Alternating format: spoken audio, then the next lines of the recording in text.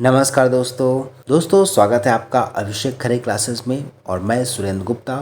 दोस्तों आज हम 5 मार्क्स के प्रश्नों पर चर्चा करेंगे कैसे एक 5 मार्क्स के क्वेश्चन को हमें फ्रेम करना है, डिज़ाइन करना है। कम शब्दों में हमें अच्छे अच्छे वर्ड्स देकर एक अच्छा आंसर डिज़ाइन करना है जिससे हम ज़्यादा से ज़्यादा मार्क्स गेन कर सकें। तो चलिए इस 5 मार्क्स के सेशन की शुरुआत करते हैं। दोस्तों शुरुआत करने से पहले मैं आपको बताना चाहूँगा कि इस 5 मार्क्स के क्वेश्चंस जो मैंने आज डिज़ाइन किए हैं आप लोगों के लिए, उसमें मैंने हिस्ट्री के भी रखे हैं, ज्योग्राफी के रखे हैं और एमपी के भी आपको क्वेश्चंस मिल जाएंगे। तो चलिए 5 मार्क्स के इन सेशन की शुरुआत करते हैं। तो पहला प्रश्न आप स्क्रीन पर देख पा रहे हैं कि 1857 की क्रांति के असफलता के कारण बताइए। तो इस प्रश्न का जो आंसर है उसे आपको डिज़ाइन करना है मैक्सिमम 10 लाइन में। आपके कॉपी की जो सीमा है, जो आपको उत्तर पुस्तिका मिलेगी मेंस में, उसकी एक समय सीमा है। उस समय सीमा में, उस सीमा के अंदर हमें इस क्वेश्चंस के आंसर को डिज़ाइन करना है। तो 1857 की क्रांति की असफलता के कारण बताइए का जो सही और सटीक उत्तर होना चाहिए और हो सकता है और है, वो है सबसे पहले प्रश्न में मैंने आपको ये बताना ज़रूरी समझा है कि कैसे क्वेश्चंस को डिज़ाइन करना है, क्वेश्चंस के आंसर को डिज़ाइन करना है, फ्रेम कैसे करना है। तो सबसे पहले आपको मैक्सिमम 8 से 10 शब्दों में 8 to 10 वर्ड्स में इंट्रो देना है कि आखिर जो हम प्रश्न का आंसर दे रहे हैं वो है क्या। तो सबसे पहले क्या लिखेंगे परिचय में, क्वेश्चन जो है, यह क्रांति राजनीतिक एवं प्रशासनिक असंतोष के चलते लॉर्ड कैनिंग के समय हुई थी। ये हो गया प्रश्न का इंट्रोडक्शन। अब इसका मुख्य भाग यानी असफलता का जो कारण रहा उसकी बात करेंगे। ये पहले प्रश्न में मैं सिर्फ आपको बता रहा हूँ कि कैसे लिखना है। आपको आपके आंसर राइटिंग में, आपकी उत्तर पुस्तिका में ऐसा नहीं लिखना है, परिचय नहीं लिखना है, मुख्य भाग ये सब नहीं लिखना है।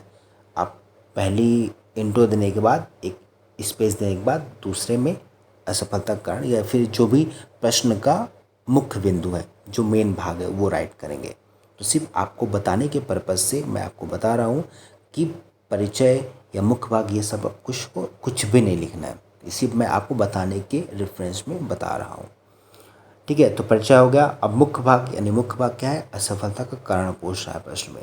तो असफलता के कारण में क्या क्या लिख सकते हैं आप, संगठन एकता और केंद्रीय नेतृत्व का अभाव, क्रांति का समय से पूर्व प्रारंभ होना, परंपरावादी हथियार, गोला बारूद, संचार व यातायात साधनों की कमी, बहादुर शाह द्वितीय की अनभिज्ञता, सीमित क्षेत्र व सामंतवादी स्वरूप, और एक नेक्स्ट क्या हो सकता है, स्थानीय व संपर्क भाषा का अभाव। ये हो गए असफलता के कारण जो कि क्वेश्चन के फ्रेमिंग में मेन पार्ट है, मुख्य बिंदु है ये। फिर निष्कर्ष क्या निकलता है इसका कि अनुशासन और संगठन की कमी के चलते यह आंदोलन असफल रहा। आप सब जानते हैं कि 1857 की क्रांति असफल रही थी। तो निष्कर्ष, आप निष्कर्ष को लिख सकते हैं। अगर आपको लिखना है या लिखना चाहिए तो आपको मैं रेकमेंड कर सकता हूँ कि आखिरी में निष्कर्ष जो निकले प्रश्न के उत्तर में, तो उसमें निष्कर्ष लिखकर कॉमा दे के लिख सकते हैं। जो भी प्रश्न का अर्थ निकल रहा हो या अंतिम में उसका भाग बचा हुआ हो तो उसे निष्कर्ष में आप पुट कर सकते हैं। तो इस प्रश्न का जो निष्कर्ष का निकलेगा अंतिम में उत्तर में कि अनुशासन और संगठन की कमी के चलते यह आंदोलन असफल रहा। अगला प्रश्न ज्योग्राफी का है कि शिवालिक श्रेणी के बारे में बताइए। तो सिंपल सा प्रश्न है, सिर्फ आपको बताना है, ना महत्व लिखना है, ना उपयोग लिखना है, ना वगैरह वगैरह, कुछ भी नहीं, सिर्फ शिवालिक श्रेणी के बारे में आपको बताना है। तो सबसे पहले परिचय कर लेते हैं इसका कि हिमालय की सबसे बाहरी एवं नवीनतम श्रेणी जिसे बाहम या बाह हिमालय के नाम से भी जाना जाता है। ठीक है, तो ये हो गया प्रश्न के उत्तर का इंट्रो। अब मुख्य पार्ट या जो मेन जो उसके डिटेल्स है वो हम भरेंगे। सबसे पहले विस्तार देख लेते हैं। तो विस्तार कहाँ है, पंजाब के पोलवार के दक्षिण से पूर्व में अरुणाचल प्रदेश तक यह फैला हुआ है। दूसरा, निर्माण मध्य मायोसीन से प्लायोसीन काल तक, यानी इसका निर्माण मध्य मायोसीन से प्लायोसीन काल तक के दरमियान हुआ। नेक्स्ट, अन्य नाम, तो जम्मू में जम्मू पहाड़ियाँ व अरुणाचल प्रदेश में डफला, मिरी, अबोर एवं मिश्मी की पहाड़ियों के नाम से भी जाना जाता है। फिर घाटियाँ, तो पश्चिम व मध्य भाग में दून और पूर्व में द्वार, इनकी घाटियाँ हैं। और निष्कर्ष क्या निकलता है कि शिवालिक श्रेणी कृषि एवं पर्यटन की दृष्टि से अति महत्वपूर्ण क्षेत्र के रूप में जानी जाती है। ये हुआ दोस्तों 5 नंबर का प्रश्न कंप्लीट। नेक्स्ट प्रश्न क्या है आपका, ई गवर्नेंस क्या है, इसे लागू करने में कौन सी बाधाएं आती हैं, समझाइए। तो सबसे पहले इंट्रो क्या करेंगे कि इंटरनेट के माध्यम से आम आदमी तक सरकारी नीतियों को पहुंचाना ई गवर्नेंस है। सिंपल और सटीक जवाब उत्तर में। अब प्रश्न क्या पूछ रहा है, वो बाधाएं। तो अब बाधाएं देख लेते हैं। तो बाधाएं क्या है, अधिकारी वर्ग की उदासीनता, कंप्यूटर इंटरनेट की अवसंरचना का सही विकास न होना, शासन व्यवस्था में अप्रशिक्षित कर्मचारी, समाज के एक बड़े वर्ग में जागरूकता का अभाव, बेहतर शिक्षा व डेटा का सुरक्षित ना होना। दोस्तों ये हुई गई बाधाएं। अब निष्कर्ष क्या निकलता है कि नागरिकों को ई शिक्षा देकर इसे सफल बनाया जा सकता है। दोस्तों ये रहे 3 प्रश्न जो कि आपके 5 मार्क्स के रहे। पहला हिस्ट्री का, दूसरा ज्योग्राफी का, और तीसरा सामाजिक मुद्दों से जुड़ा एक प्रश्न या इंटरनेट या ई गवर्नेंस से जुड़ा एक शब्द। आज का 5 मार्क्स का प्रश्न, हम स्वास्थ्य सेवा से जुड़े हर मानक पर दुनिया के सबसे कमज़ोर राष्ट्रों की पंक्ति में खड़े हैं, इसके कारण बताइए। दोस्तों ऐसे प्रश्न आपको वर्तमान में यूपीएससी के मेंस के पैटर्न में देखने को मिलेंगे। एमपीपीएससी भी अब कहीं ना कहीं उसी ओर रुख कर रहा है। तो इसके लिए आपको अपने माइंड सेटअप को थोड़ा डिप्लोमेटिक बनाना पड़ेगा। प्रैक्टिकली सिर्फ बुकीज़ नॉलेज नहीं, हर तरफ से नॉलेज को गेन करके एक अच्छे आंसर को डिज़ाइन किया जा सकता है। और वही मैं प्रयास कर रहा हूँ कि आप उस तकनीक को सीख लें जिससे आप पेपर के दरमियान विचलित ना हो प्रश्न को देखकर कि कैसे इसे फ्रेम किया जाए। तो चलिए जो मैंने प्रश्न पढ़ा उसका उत्तर देख लेते हैं। तो इस पे आपको डायरेक्ट प्रश्न का उत्तर देना है, जहाँ पर कुछ कारण आए या डायरेक्ट कुछ क्वेश्चंस के आंसर डायरेक्ट लिख दिए जाते हैं।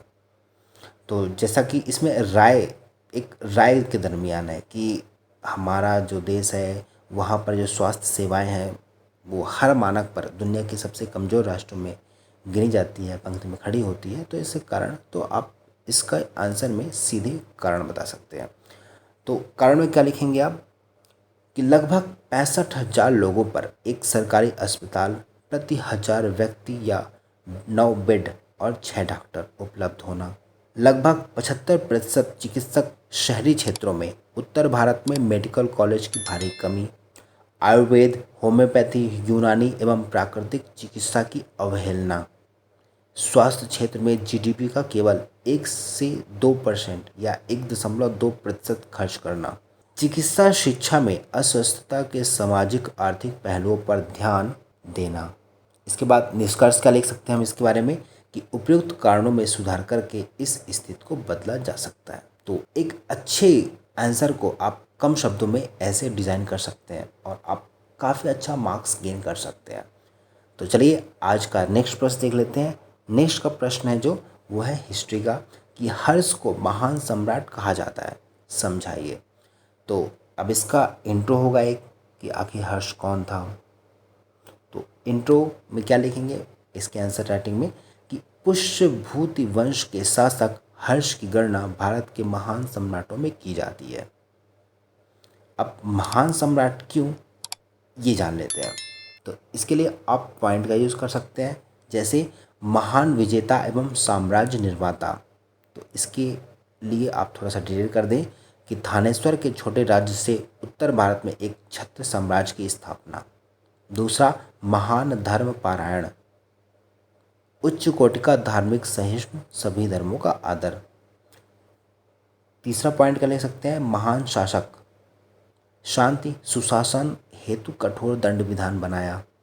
फिर चौथा पॉइंट क्या हो सकता है, सांस्कृतिक पूजा यानी संस्कृति पूजा, भारतीय सभ्यता संस्कृत का विदेशों में प्रचार प्रसार। और आखिरी पॉइंट क्या हो सकता है इसका, विद्यानुरागी, नागानंद, रत्नावली एवं प्रदर्शका का लेखक। तो उपयुक्त विवेचन के आधार पर हर्ष को महान सम्राट कहना अतिशयोक्ति नहीं है।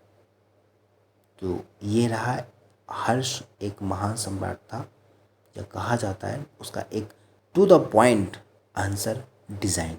चलिए अब अगला प्रश्न देख लेते हैं। आज का प्रश्न है, लॉर्ड डलहौजी ने आधुनिक भारत की नींव रखी थी, स्पष्ट कीजिए। तो इसके में या इस आंसर में क्या लिखेंगे, सबसे पहले इंट्रो कि लॉर्ड डलहौजी ने अपने कार्यकाल में अनेक महत्वपूर्ण कार्य किए जो भविष्य के भारत के लिए मील के पत्थर साबित हुए। तो कई कार्य हैं, तो उनमें से जो महत्वपूर्ण है वो हम राइट डाउन करेंगे। सबसे पहले शिक्षा के क्षेत्र में वुड डिस्पैच जो कि 1854 में आया था। दूसरा, पहली रेल मुंबई से ठाणे के मध्य शुरू जो कि 1853 में हुई थी। तीसरा पॉइंट, कोलकाता पेशावर मुंबई मद्रास को तार प्रणाली से जोड़ना। चौथा पॉइंट, पोस्ट ऑफिस एक्ट पारित करना जो कि 1854 में हुआ था। नेक्स्ट, प्रथम डाक टिकट का प्रचलन शुरू हुआ जो कि 1854 में ही हुआ था। सार्वजनिक निर्माण विभाग का गठन किया गया। विधवा पुनर्विवाह विधेयक 1856 लाया गया। इसके निष्कर्ष में क्या ले सकते हैं, हालांकि यह सभी सुधार ब्रिटिश शासन के लाभ की दृष्टि से किए गए थे, किंतु यही सुधार आज के भारत की नींव बने। तो ये रहा एक परफेक्टली एक क्वेश्चंस का कैसे डिज़ाइन किया जाना चाहिए, कैसे डिज़ाइन करना है, आपके सामने एक एग्जाम्पल। हो सकता है ऐसे प्रश्न भी आ जाए, हो सकता है यही प्रश्न आ जाए। तो फिर से मैं आपसे एक अनुरोध करूँगा कि जितना हो सके लिखने की प्रैक्टिस करें। जितना आप लिखेंगे उतनी ही ज़्यादा या उतनी ही ज़्यादा शब्दों पर पकड़ बनेगी और एक अच्छा आंसर आप डिज़ाइन कर सकते हैं। कम लाइनों में अच्छे शब्द देकर आप पूरा भाव दे सकते हैं। कि बंगाल का विभाजन प्रशासनिक कारणों से कम, राजनीतिक कारणों से अधिक किया गया। क्या आप इस मत से सहमत हैं? तो दोस्तों ऐसे प्रश्न मैं फिर से शायद लास्ट वीडियो में मैंने आपसे चर्चा की थी या आपसे बताया था कि ऐसे प्रश्न आपकी सहमति है या आप अपने विचार स्पष्ट करें।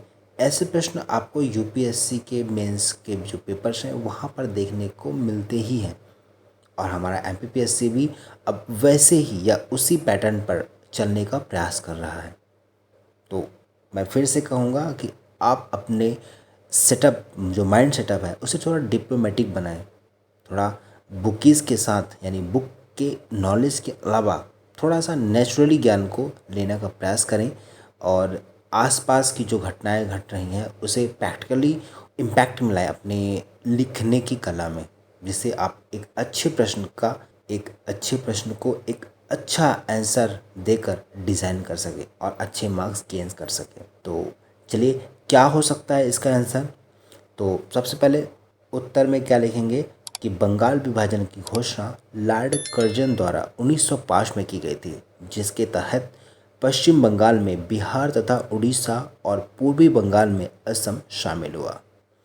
अब कारण जो है उसे दो भागों में बांट लेते हैं, प्रशासनिक कारण और वास्तविक कारण। तो सबसे पहले बात करेंगे प्रशासनिक कारण।